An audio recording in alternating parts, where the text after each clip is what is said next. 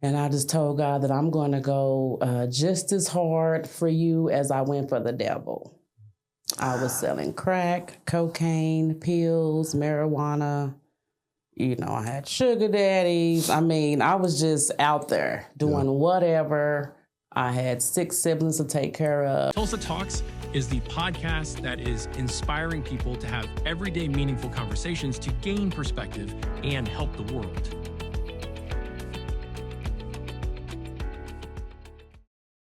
Dorothy Morgan, welcome to the podcast. Thanks for coming. Thanks for having me. You were telling me that you were a 21-year-old young lady with how many siblings at home that you were taking care of? I was taking care of 6 siblings under me at 21. And then something happened. Yes. You were not a good girl. You had some life challenges. I would say that. What did the judge tell you when they sentenced the judge sentenced you? He said, if I see you again in my courthouse, I will throw the book at you. Meaning... Put you under the jail. Put me under the jail. Mm-hmm. Put you away for as long as possible. But you did do a little bit of time. I did. How long? I did 85% of 48 months for federal prison. Yes.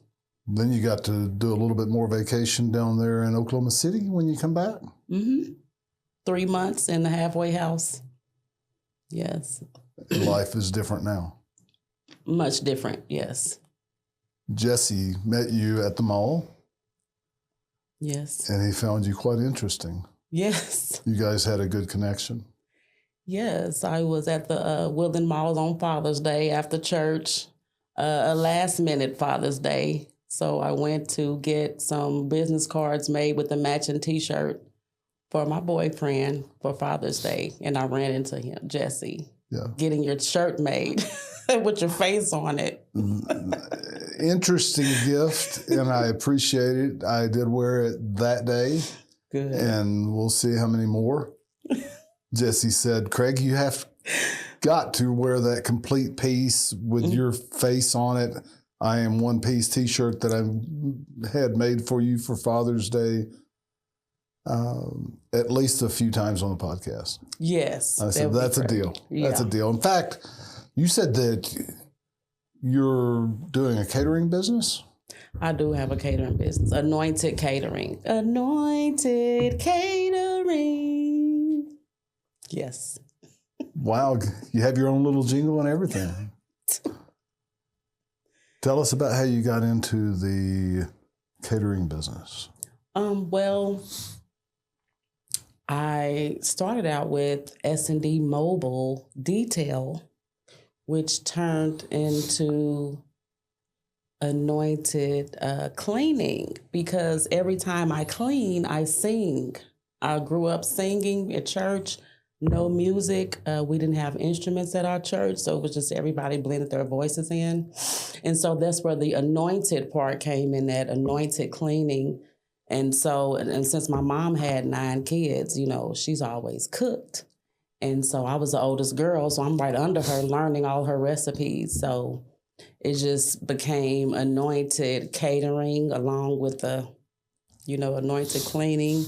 Now we have Anointed Lawn and Garden services, and so we're just getting anointed all around. Anointed, yes. We love to pray while we clean. We pray while we sing, while we cooking. And so I have a few videos of me singing, you know, while I'm cooking, or singing while I'm doing a clean out at a house or whatever. So we just try to keep it interesting while we're working. So if you're catering, you're singing? Yes. How big is the biggest catering job you've ever done? I think last year we did a wedding. Actually, we did a funeral this year in February. It was about 200 people. Pretty good size. So I'm getting the word out. Like I said, I'm at church all the time, and I actually sing for They That Worship. There's a singing group, and so we go around and we deal with a lot of churches. And so that's where the singing part come in at. I love to cook for people. Everybody's at my house. If I don't have nothing else at home, it's going to be something to eat. So I'm like a young grandma. I'm only 46, but it's like everybody come to my house to eat. Eating has been traditionally a way of gathering and sharing. Yes. The art of sitting around at a table in the evenings has almost been lost. Yeah, I would say that. You guys still do that some? Not often. Not often. We all just we have couches, chairs. Everybody get their food and sit around the TV.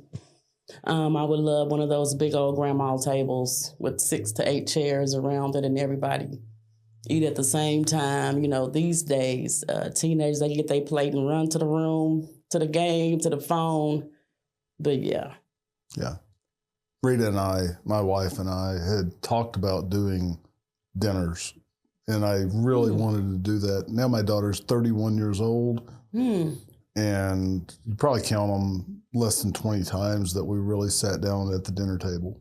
Right. Mm-hmm. Good thought, never practiced. Yeah.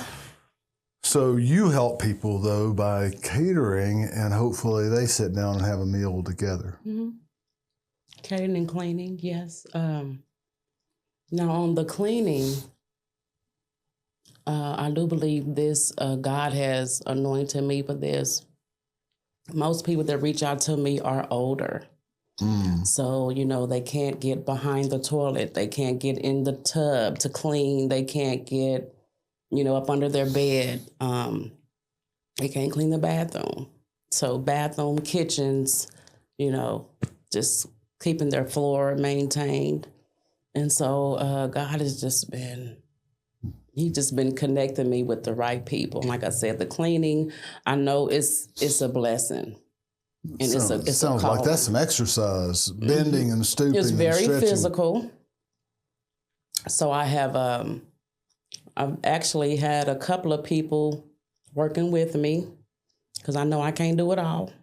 And I just turned 46. And so it's very physical. And so I have younger people that sees my vision and want to help me out. And so God is just sending the help. Helping people, you know, who can't clean all the way. And then, like, I give them a price break on the prices, you know.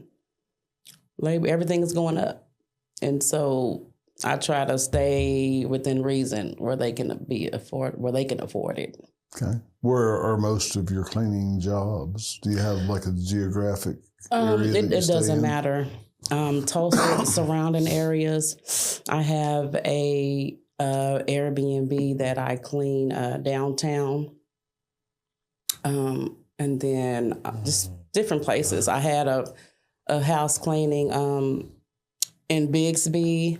There's one out north, you know, off of Pine and Cincinnati. And so it's just wherever. And I was cleaning my church for about a year. And just whatever direction the wind blows me, whatever God blows me at, that's where I'm going. Whether it's cooking, cleaning for someone. Sometimes we'll say, hey, we'll do a free cleaning for Mother's Day. Or we'll give out a free cleaning for Father's Day or a free detail. We did a detail. Somebody wanted their father's car detailed on Sunday on Father's Day. And I usually don't do weekends, but we did take care of it Monday morning. We knocked it out. So you clean houses and cars too? Houses, cars, we cook.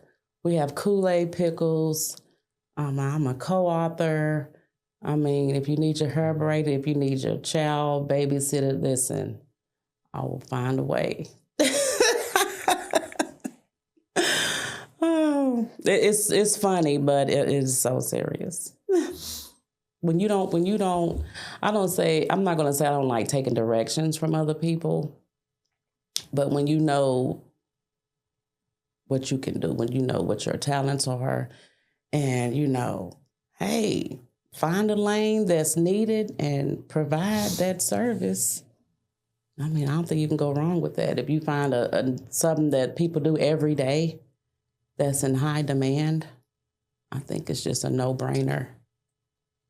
My pastor encourages us to be entrepreneurs, and so we're all just praying for witty ideas and, just legal things. A group of people making it happen? Yes. Not, quote, working for the man, but having some more flexibility in life? Yes, the chapter of my book is called Making It Happen, or Make It Happen. Yep, I'm chapter number 10. The last chapter in the book.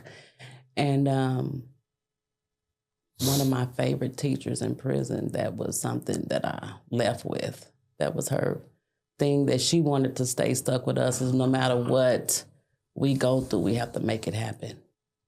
Yeah. We have to make it happen. It's not going to fall in your lap. You pick that book up and show it to the camera. You tell them a little bit about it. This is, I broke out of prison 2.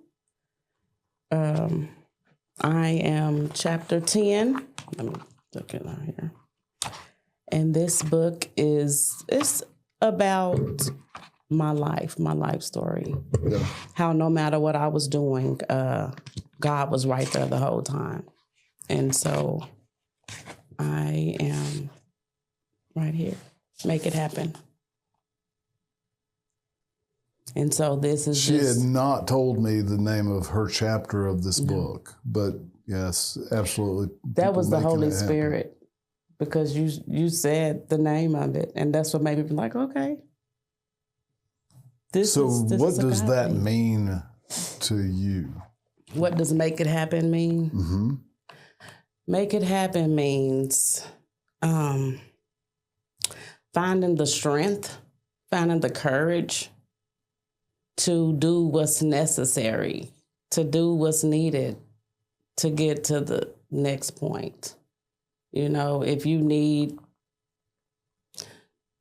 it's just so many examples, Yeah, tell me. So just one, I know that I wanted to expand my catering business. And so I went and I found a class that helped me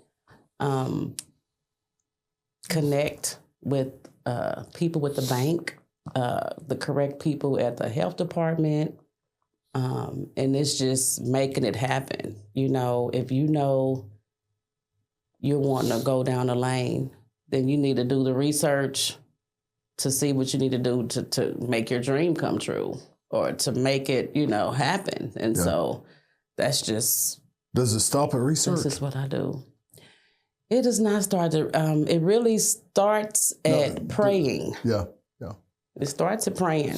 Yeah. Does it stop at research? It doesn't stop at research. You actually have to get out in the field, ask questions, be hands-on, be willing to take advice. You have to be willing to invest and even lose the money sometimes, and so it's just a whole lot in it, but it's a whole lot of praying and have faith and just knowing that, hey, God has done it in the past. You just got to know that he's going to do it again, but it's not going to fall in your lap. You actually have to get up and make it happen. Make the connections, make the phone calls, stay up late, wake up early. Just got to sow seeds, pay tithes. I mean, it's a whole bunch of everything connected. It's not just one thing. Yes. And you're currently making it happen by being, what do they call it at Mother Road? I am in the pop-up kitchen. Pop-up kitchen? Mm-hmm. It's actually the pop-up cafe. And so they allow the local entrepreneurs to get their brand out. It's Mother Road Market is like a big food court for local entrepreneurs. Yeah. Food court, not inside the mall. Not inside the mall. The parking is getting worked on. But I think it's a real really cool nice concept. It's really cool. Actually, in May, they started to pop up desserts. So if you have a dessert business, candy, cookies, pies, cake, you can pop up there now. Go online and go through their Kitchen 66 website for Mother Road Market, and you can sign up and pop up and sell your sweets only. So, I mean, it's like I said, it's a great, I'm thinking about, sorry, I told you about my daughter's Kool-Aid Pickles. I was thinking about maybe signing her up for the sweets. I've heard you say Kool-Aid pickles a couple times. What are Kool-Aid pickles? They're just pickles soaked in Kool-Aid.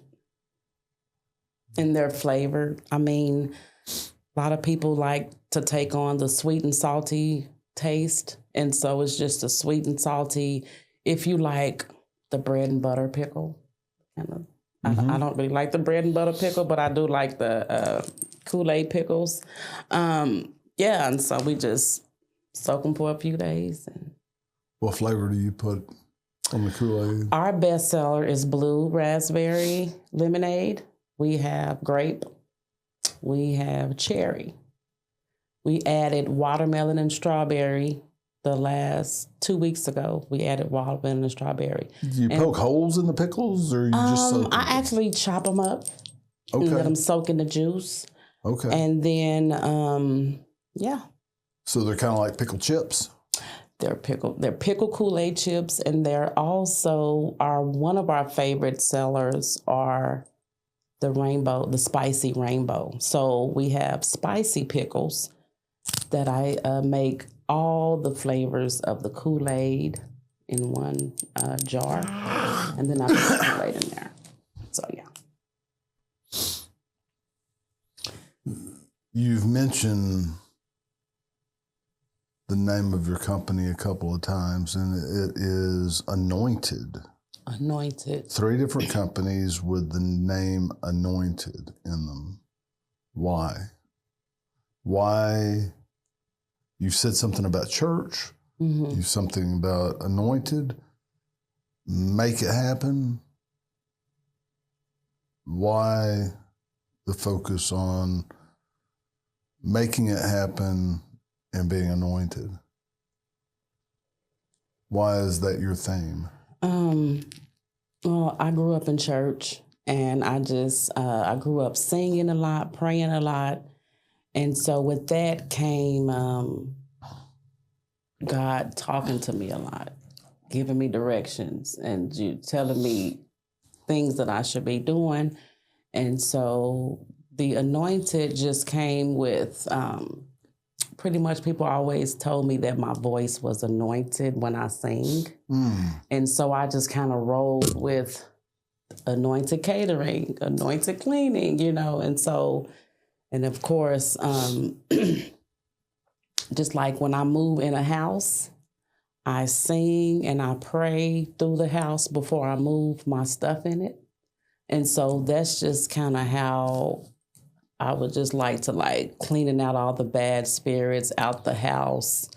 Even when I'm cleaning someone's house that's actually living in it, it's just, how you just clean and sing, play music and clean. You know how you do on Saturday mornings? You just play music and it just gets the rhythm going and, it gets you in the mood. And so, like I said, just praise and worship music. I love it. And that's the motivation behind my Anointed Catering, Anointed Cleaning. Some people have just bursted out in tears when they see their house. They trust me in their house. They busted out in tears when they saw their house. Is it that bad? Or is it that beautiful? It's that beautiful when it's done. Yeah, some people, night and day different. They mama, they have kids, they have school, they have, and they don't have any time for their home. And so that's where they want to be able to trust somebody to come in their home that won't talk about their home, that won't make them feel bad because, hey, y'all paying me for a service, If you didn't need me, I wouldn't be here. Yes, in my house, I need a cleaner because I don't like to clean my house. I like to clean.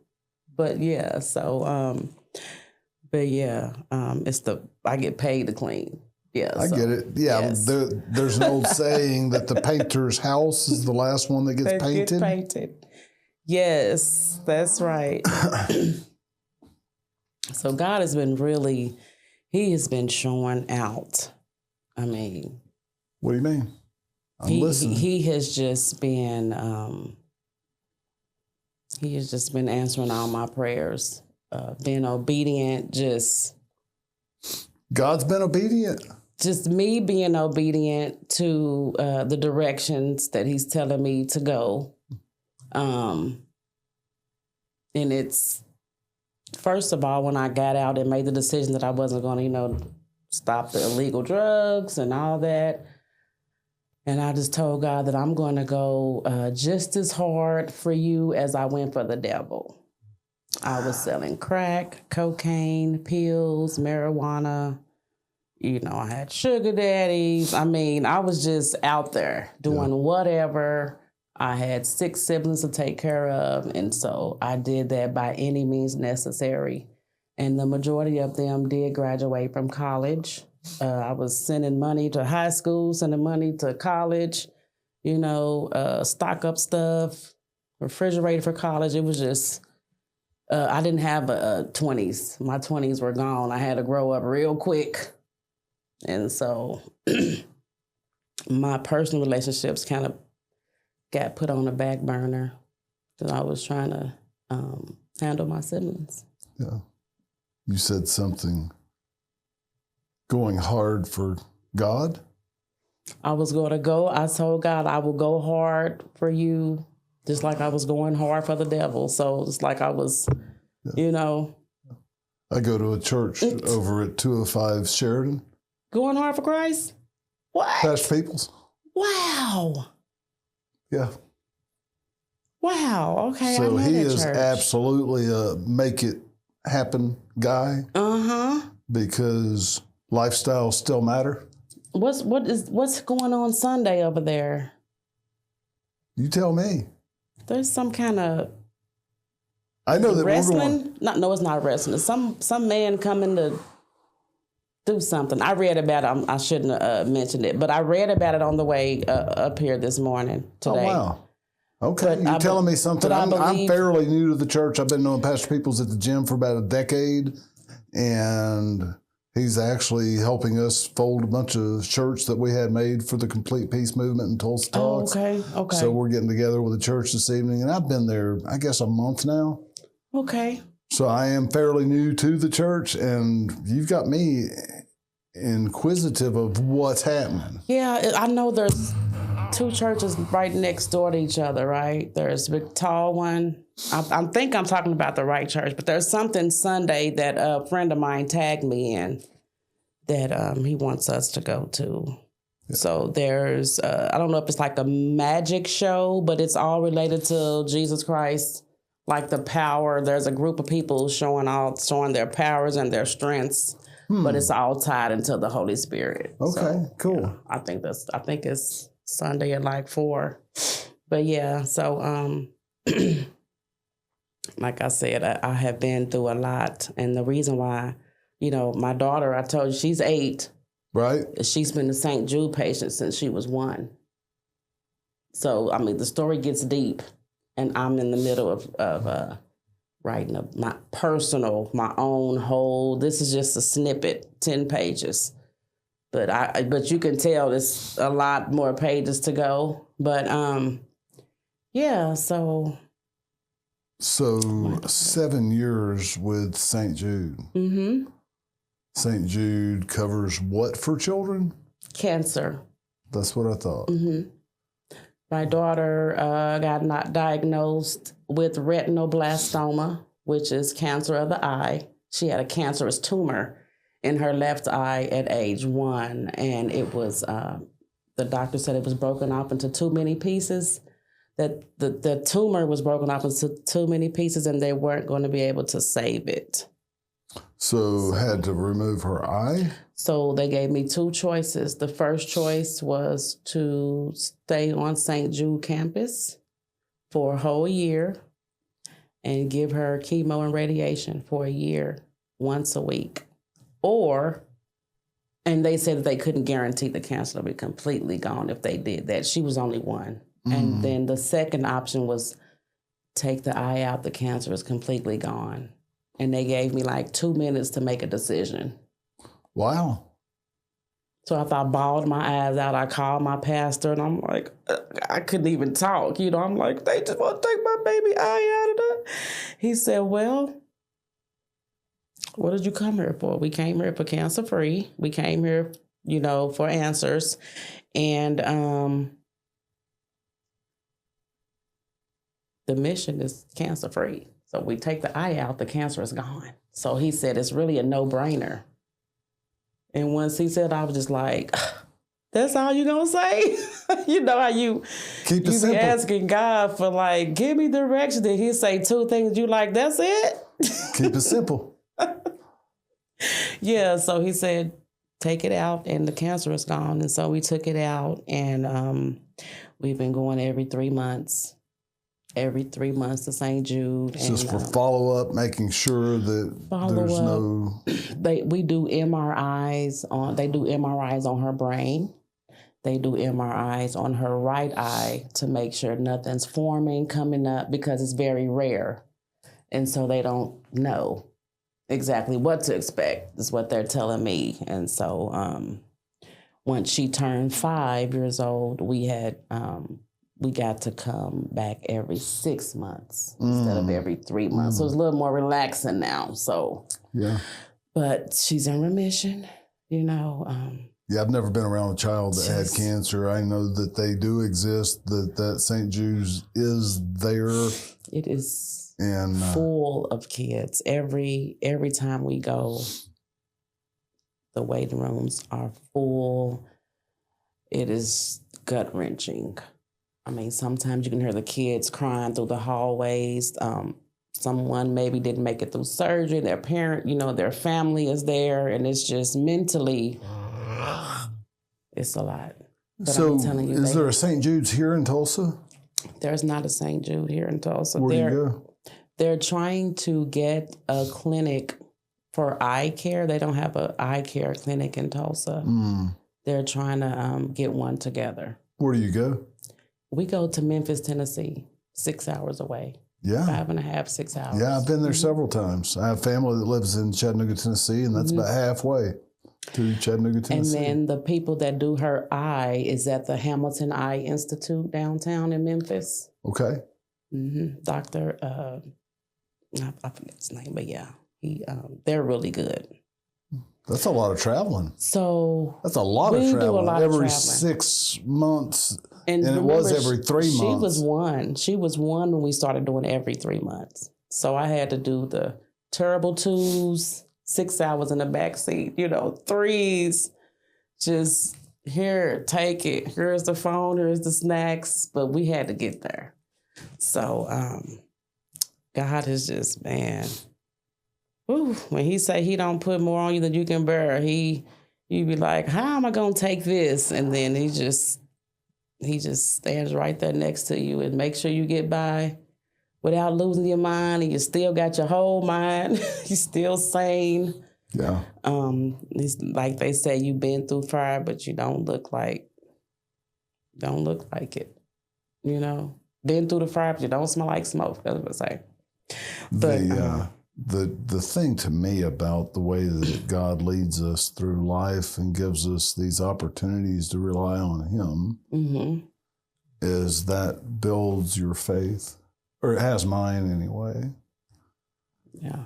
I don't concern myself with things that I used to as much as far as an emotional engagement with those things, because there's no need in it. It doesn't help anything. Right. And surrendering is a big part of becoming enlightened to me. Yeah. And living from His perspective, because even though the enemy means things for bad for us, God can turn them to good. He does. And when God leads me on an adventure I don't understand, a lot of times I'll be looking like, okay, who am I going to meet? Okay, what am I going to learn? Okay, how is this developing me to be able to be more like you? How can I get out of the way more when these things happen? Mm-hmm. And you spent 4 years in prison, roughly. How was that? Whew, that What was did tough. you learn? Did you learn anything, girl? I cried a lot. I learned how to cook with no stove. We learned how to iron, no iron. No, but I learned that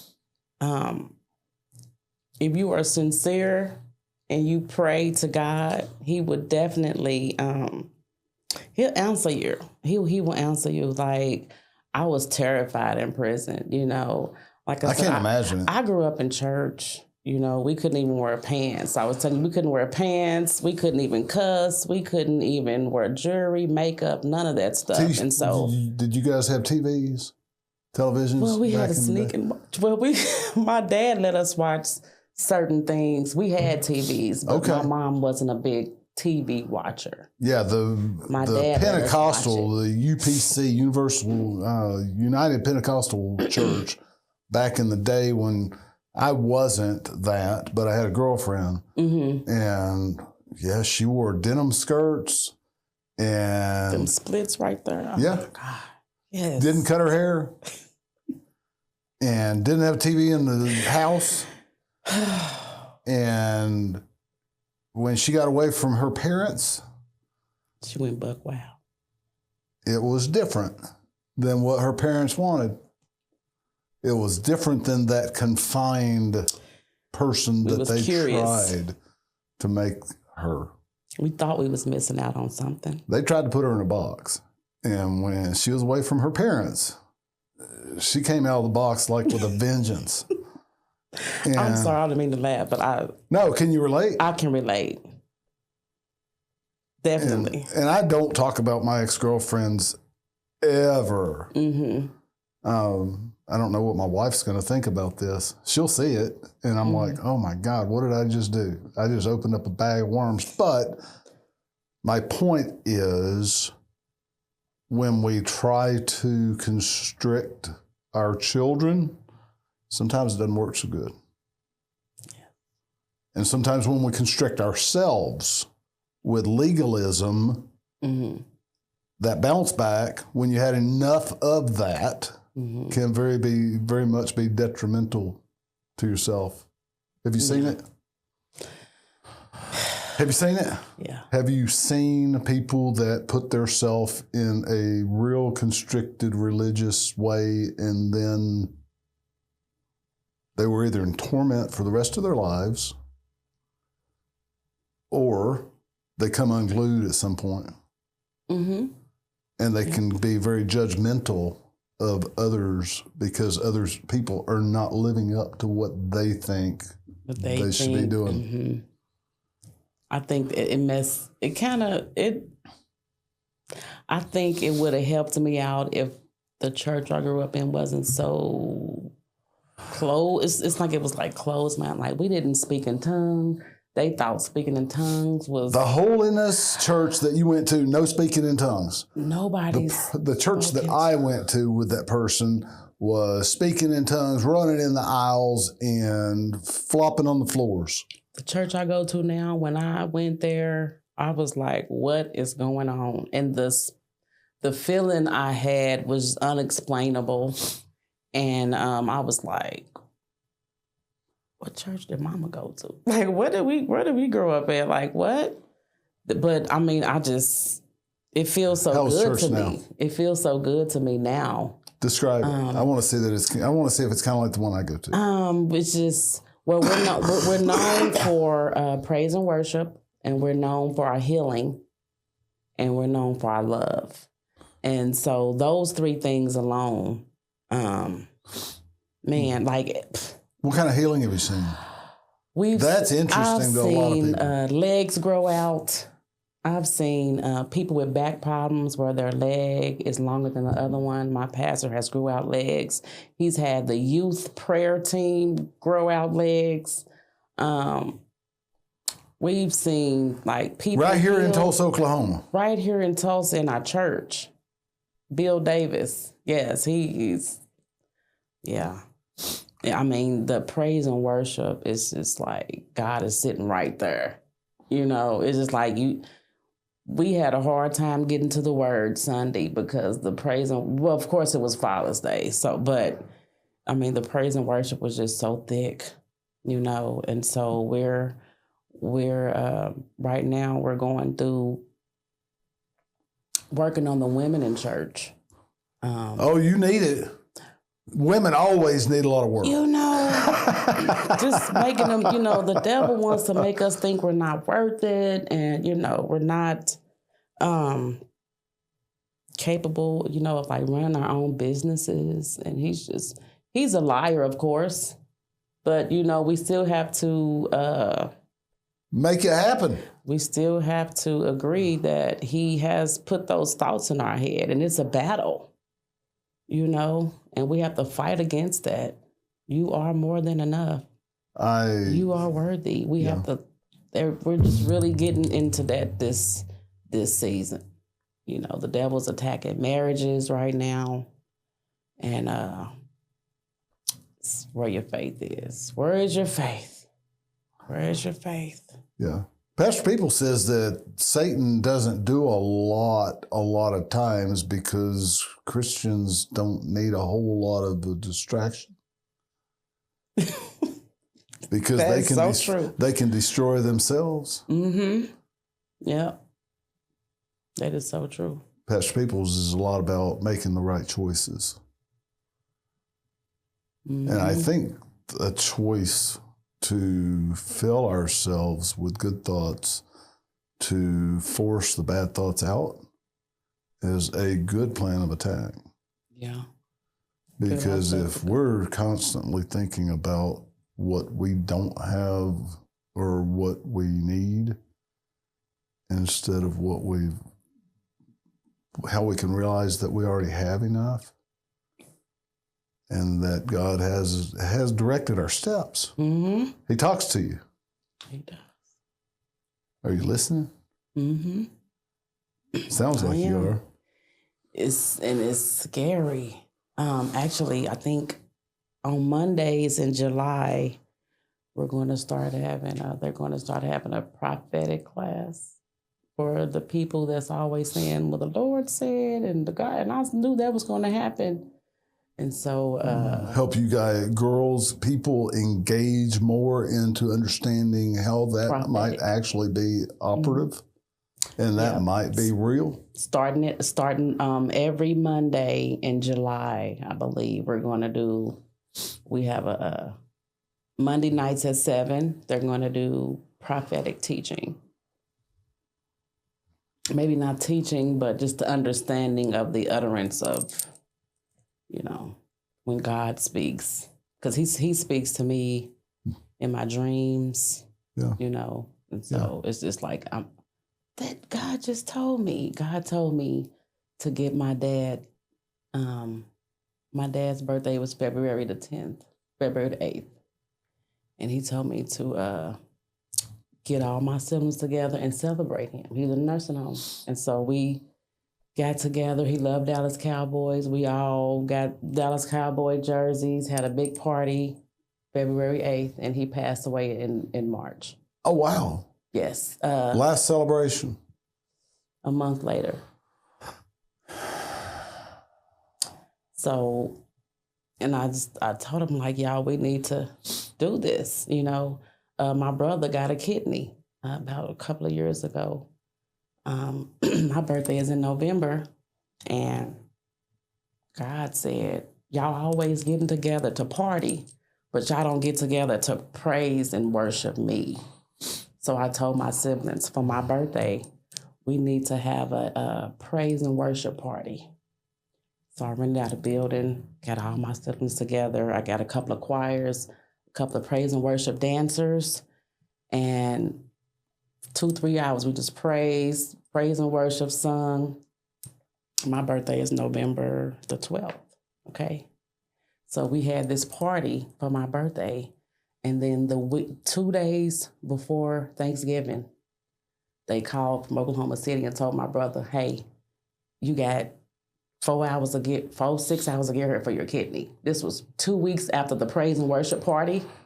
He was on the kidney list for 7 years. Oh, wow. But 2 weeks after the praise and worship party, his kidney was here.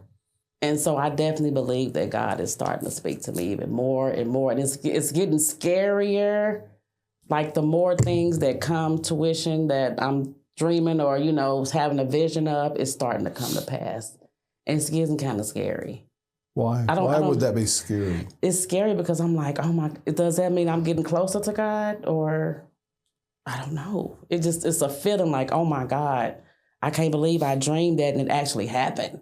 I can't believe God told me to do this and I actually obeyed him. And, my family looking at me like, praise and worship service, what are you talking about? I'm like, I don't know. God just said we need to have this party and praise God when we do it together. We need to fast together as a family is, something's going to happen if we do it together as a family. And so since my mom she was the one in church all the time. I'm the oldest girl. So it's like it's in me to make sure my family, keeps that spiritual side. Yeah, so. But 2 weeks after we had that party, my brother got his kidney. His name is Webster, and he's on the radio, Webster Wortham. And then a month after we had that party, my dad passed. So I was like, okay, God. And then my family looking at me like, okay, Dorothy, what's going on with you? But so I just got to be obedient, Yeah, that's all I see. Ears open, eyes. Ears and eyes. That's what I pray for. Open my ears, open my eyes. Limit my words. Make sure that I understand before I talk. Godly connections, all that. Yeah. It's can be an amazing life. It's tough, but it's happening. Ready or not, here I go. Here I go. Ready or not, here I go. Who else gonna do it? So.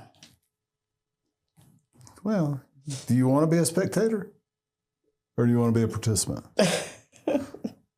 How amazing can life be living, embracing the adventure that we've been walked through, and God gives us these little winks, saying, "Hey, I got you. I'm real. Hey, I got you. No, I got you. Yeah, I'm real. Hey, that's the one right there. Hey, I'm real. Hey, I got you. Hey, I'm real." Yeah. And I propose that we can live embracing eternity as we walk this out in a real way, seeing him every moment. I propose that. Yeah, I would agree. When we are humbled enough to want to be aware. Right. Yeah, it's been a long road. And I'm at peace because my dad, he was ready to go. He was just like, he wanted to go. He just kept saying, I want to be with your mom. I'm ready to go. I want to be with your mom. And I'm like, Daddy, you can't go nowhere until God releases you. Like, he had been sick. But you had a party that released him.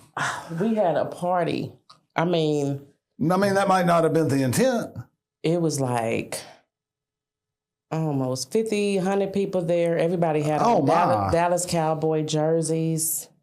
I took so many pictures. We had Dallas Cowboy cakes, cupcakes, design. Just everything. And he just had a blast. And then he was like, ready. I'm ready to go now. Here we go. For the good times. They bought his favorite gin or whatever, and he sat with my brothers and did for the good times. And his cousins was there. It was just beautiful. Big blowout. It was beautiful. And then a month later, he was just like, How I said, well, awesome I is did what that? God told me to do. He told me to get the family together. Sent him out with a big party. Yep. Perfect timing. Yep. So what's next we for buried you him April the 4th. this year? Mm-hmm. So what's next for you? Where's your next step, girl?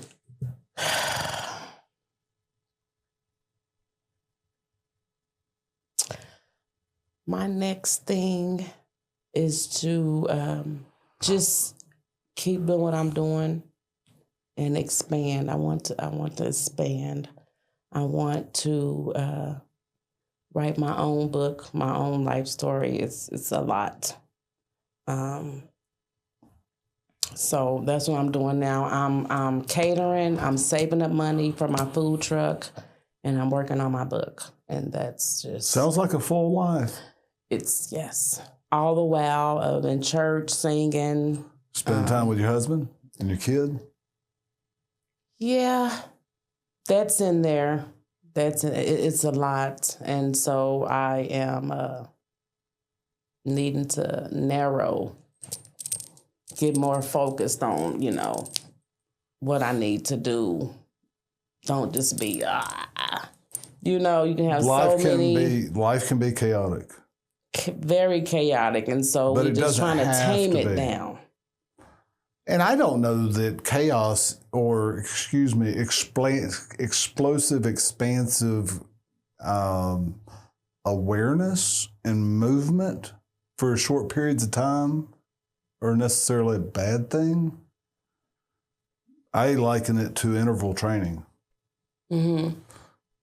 You know, the tortoise and the hare? Mm-hmm. The hare ran and then he went and goofed off. What happens if that hare, or what happens if that rabbit did not go goof off, but he just kept on walking? And then he would run real fast. And then he would walk to be able to gather himself. Mm-hmm. He would way outrun that steady. turtle. Well, Steady. Well, not slow, but the turtle was slow and steady. I propose that, like these tech giants that did this massive growth in 20 years, and they're some of the biggest companies in the world, that they grew fast, then they slowed down and adjusted, then they grew fast, and then they slowed down and adjusted. I think that's what you just said. I've got a lot of stuff going on, and I've dabbled in this, and I've dabbled in that, and now I need to hone it in. I need to hire some people. I've asked God for some godly people that understands my mission, that's not money hungry. Do you have systems in place to be able to help them help you? Do you have a way of doing business? Well, I have. I'm getting connected. The lady that the Airbnb that I cleaned last week downtown, I think it's called Build Tulsa. Mm-hmm. Have you heard of that? Mm-hmm. Okay, so they have a little Airbnb that you can go and sleep in for 3 days for women. Mm-hmm. And just like decompress. Mm-hmm. And so I'm looking for mentors to guide me, And so I do know that I cannot do all the work by myself. So impossible to do very much work by yourself. I have a lady friend at church. Her daughter has been helping me up the Mother Road. My son is home from school, so he's been helping me with the cleaning business. So he's sending the help so I can, slow down a little bit. Get more organized. Get more organized and just physically slow down. I have to be here for my kids. So one thing I have to know is, hey, I can't make all the money. People will be willing to help. You just got to find the right person, and so. And have the right systems and the right processes. The right systems and process. Mm-hmm. To be able to help them help you. Yes. We can potentially help you with that as well. But sounds like you're on a mighty wonderful adventure. And God is doing something big, and I just got to be obedient because, I mean, it's crucial. It's crucial to be obedient. You know, this guy that I'm talking about, my boyfriend, we used to be married. Mm. And so I'm in a season of being obedient. I'm back with my ex-husband. So the one I divorced. Anyway, we're going to try it again. So this is, like I said, I've just been listening to God, trying to do the right thing. Yeah, so. Life can be beautiful. Yes. Yep. Thanks for coming and sharing part of your life with us. Yep. Sorry for the crying. You know, I said I wasn't going to cry, but my dad got me.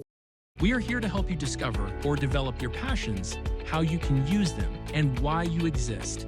How can we help you help others better?